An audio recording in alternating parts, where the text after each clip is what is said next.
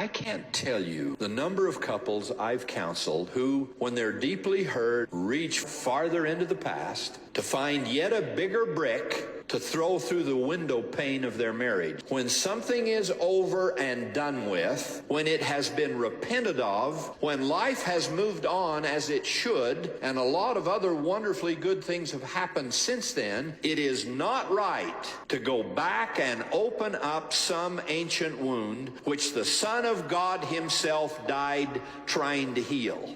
I have mentioned this before, but my marriage was not always as wonderful and healthy as it is now, and it was talks like this that kept me stuck in my marriage when I was being harmed by staying. Jeff frames the act of bringing up past hurts as retaliation. This definition invalidates the pain of the injured party. In reality, when someone brings up an old wound, it is rarely about vengeance. It signals that the original injury was never fully processed or repaired, and the memory is being triggered by current stress. I used to describe it to my therapist as a football tackle. Something would happen in my marriage, I'd get tackled by the current event, but then the similar events in the past would all compile on to make sure I was down. By labeling the attempt to communicate old triggered pain as an aggressive act, Jeff effectively shames the spouse trying to raise the issue, shifting the blame from the original offense to the person who is still hurting. Jeff then goes into a tirade about forgiveness and wholly relies on the dangerous, simplistic religious assertion that if something has been repented of, the problem is automatically solved and closed. True healing from deep marital hurt is a process, not a single event marked by repentance. Repentance addresses the sin. Healing addresses the trauma and the broken trust. Trauma does not just disappear because forgiveness is declared. It remains encoded in the body, and it requires continuous conscious effort to rebuild safety. And the claim that reopening the wound is not right because, as Jeff so angrily shouted, the Son of God Himself died trying to heal, is a profound use of spiritual coercion. It creates a zero-tolerance boundary. By bringing up the past, you're not just violating a marital rule, but you are rejecting the atonement and cheapening Christ's sacrifice. This is a powerful, non-negotiable form of spiritual blackmail. Therapeutically, successful couples must learn to navigate and process old hurts when they arise. In therapy, my partner and I learned to look at why the old issues were coming up. Jeff's terrible advice demands suppression, which leads to emotional avoidance,